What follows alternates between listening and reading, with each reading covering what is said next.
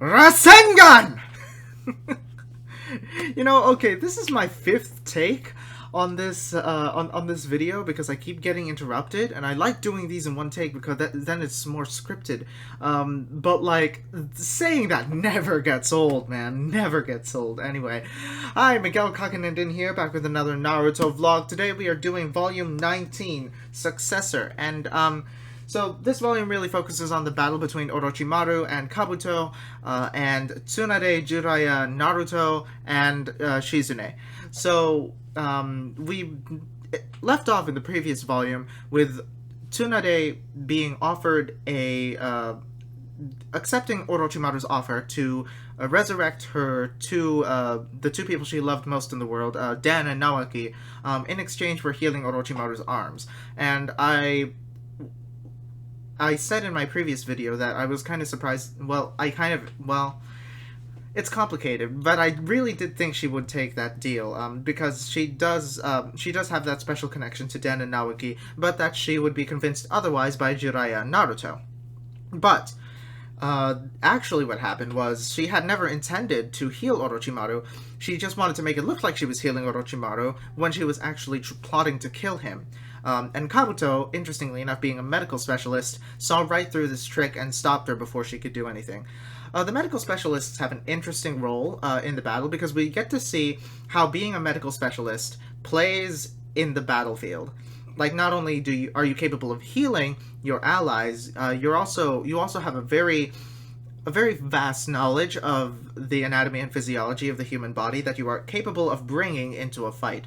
So when Tsunade and Kabuto are in battle, they're actually able to pinpoint the muscles or the bones or the organs that allow people to do certain things, and when you attack those parts of the body, it restricts the ability to do those specific things that help you fight.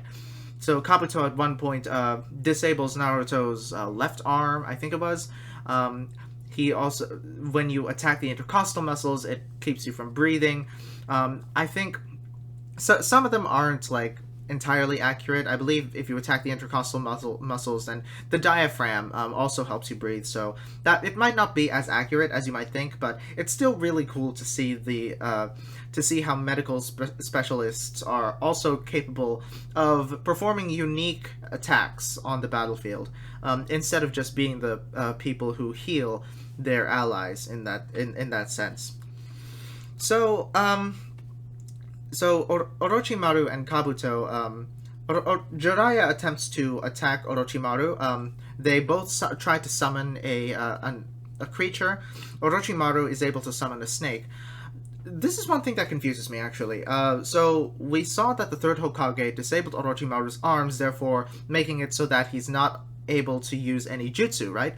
So is summoning not a jutsu? If it's not, does it simply rely on that blood pact between the ninja and the creature with whom they've made that blood pact? Because, if so, then Orochimaru is still pretty powerful. We do establish, by the way, that the snake he does summon, it's named Manda.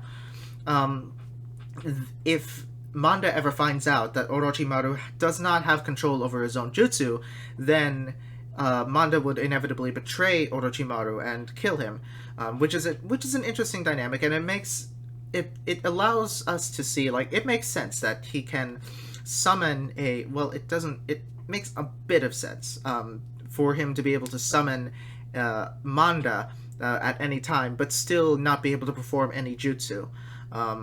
Because, if he could summon Manda at any time, and Manda would, like, willingly obey his instructions to the letter, then that would just make Orochimaru still too powerful to be reckoned with.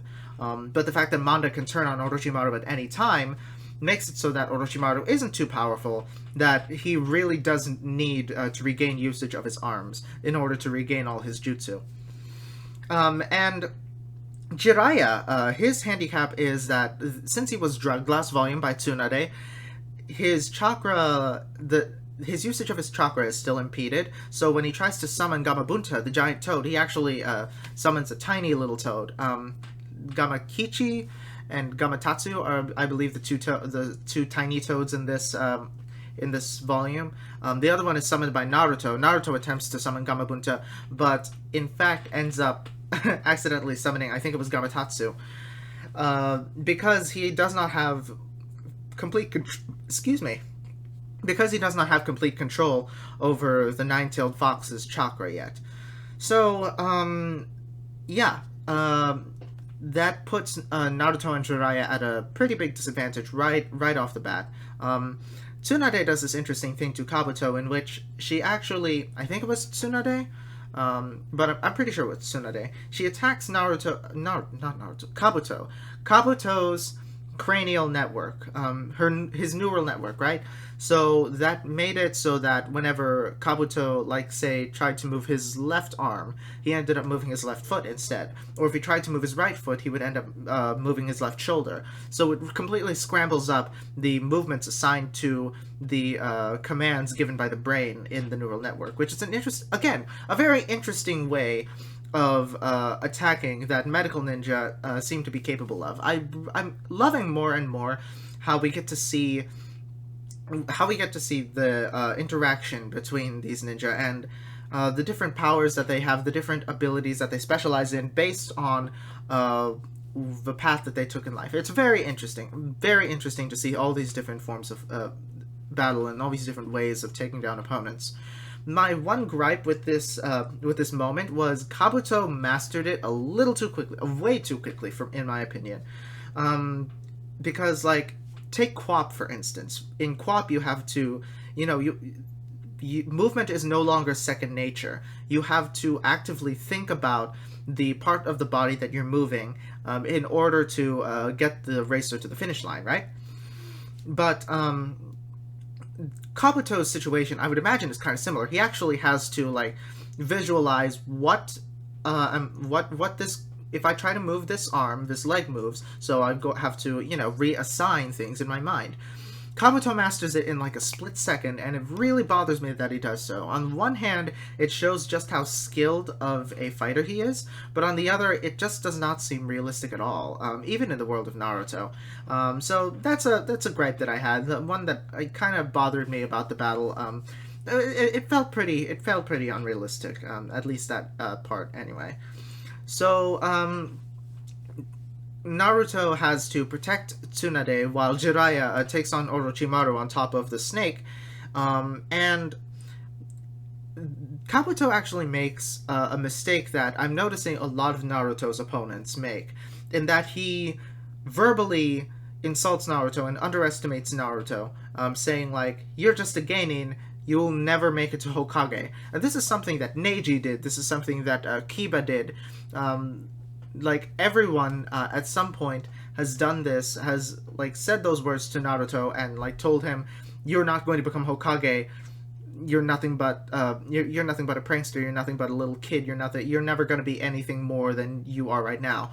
And I'm noticing whenever someone says that, it's a big mistake, because the only thing that does is make Naruto more passionate about defeating his opponent and proving them wrong. Naruto, in this case, uses the anger gained by that taunt to master the Rasengan.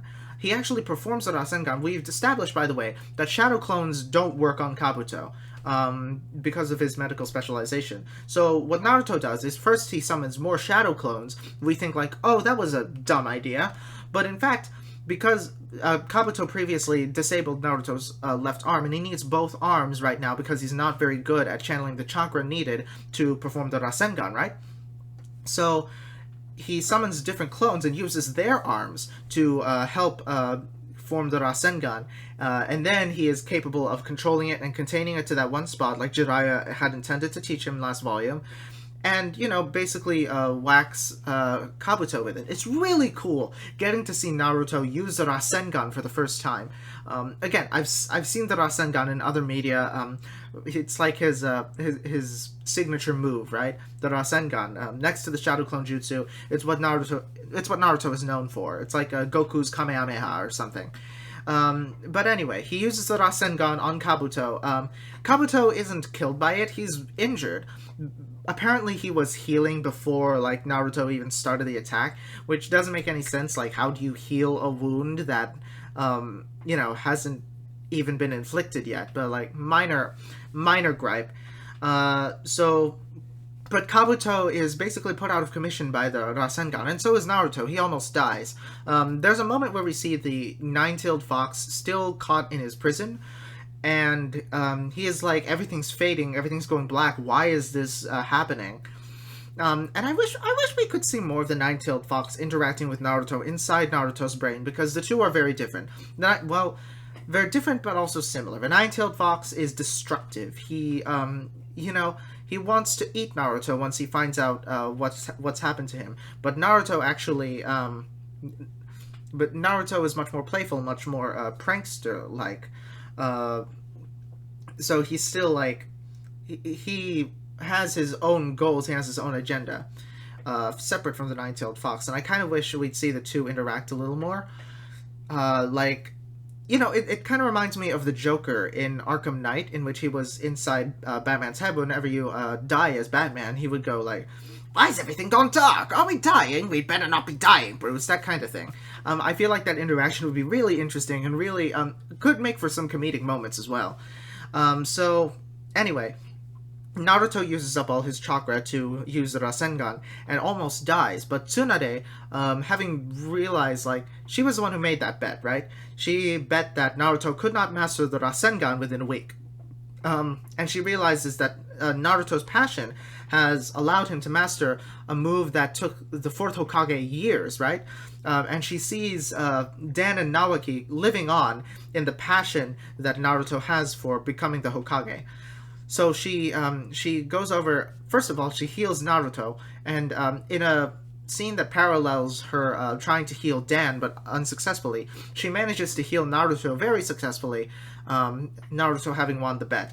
Not only that, Tsunade comes to understand the responsibility that has been offered to her as the fifth Hokage, as the only person who is strong enough to be the fifth Hokage, other than Jiraiya, of course. But Jiraiya is like, I don't think he's fit to be Hokage, if we're being honest. But I don't know. I don't honestly think I don't know enough about Jiraiya to say so.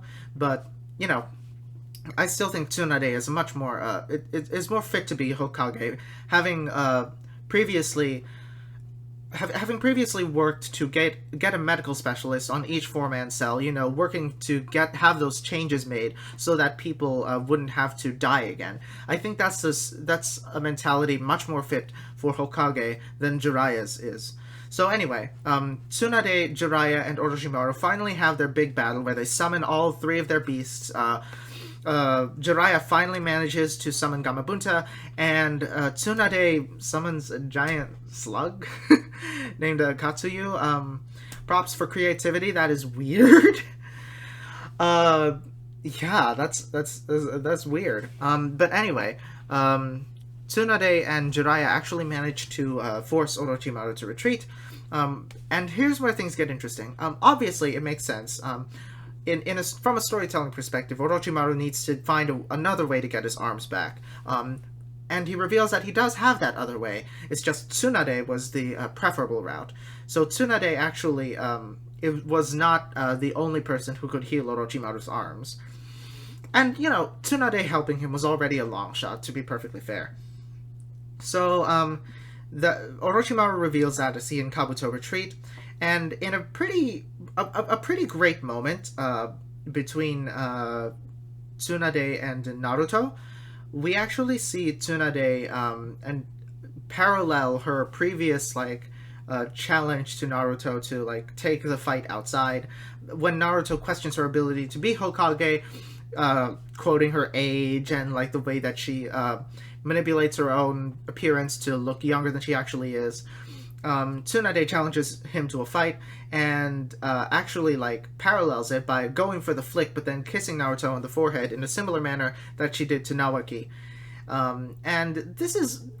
I'm still not the biggest fan of Tsunade as a character. I still don't think she's as interesting as Gaara or Neji or other people who have learned from Naruto, having interacted with him previously.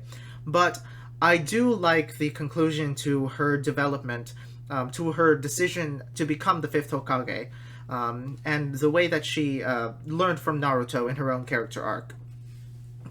this actually it helps me. It's nice to see her come to terms with Dan and Naoki's passing and see so much of them living on in Naruto, and in doing so care for Naruto, and understand her own responsibility as the one person who can take over as Hokage from Sarutobi. So yeah, based on the title of the next volume, stuff's probably gonna go down. So we'll have to wait and see. We'll have to wait and see how Tsunade does as the next Hokage.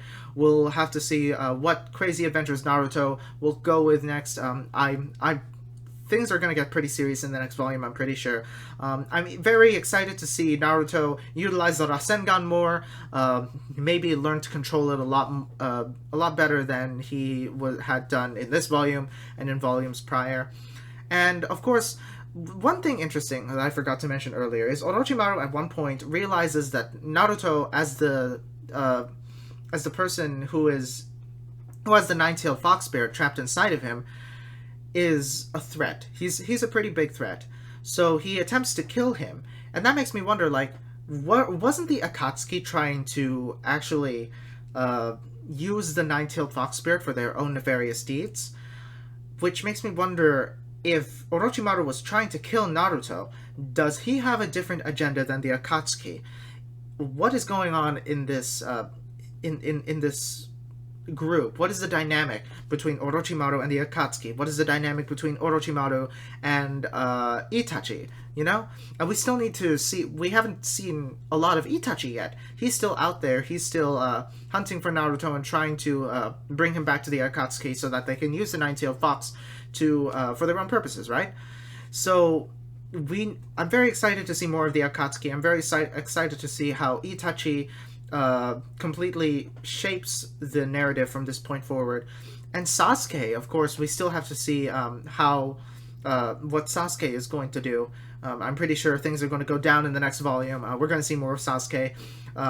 We're probably going to see more of Kakashi too. I'm also very nervous. We'll see what happens. We'll see what happens. So that does it for that volume. So if you guys haven't noticed, I have been uploading other videos on my channel other than Naruto videos. So if you like, come check out my other series going on the weekdays. Orange. It's about a girl who receives a letter from herself 10 years in the future, dictating to her all of her regrets and telling her exactly what to do to prevent her love interest from dying eventually. And if you haven't noticed, I also uploaded Pokemon Adventures Revisited, which is basically me going back to a manga that I read as a kid and seeing how well it stands up as an adult, and now that all of its time has passed since the manga was first published. So check those out. Definitely, of course, continue watching my Naruto series. That said, I will see you guys for Volume 20. Or for if you check out one of the other... You know what I mean. You know what I mean.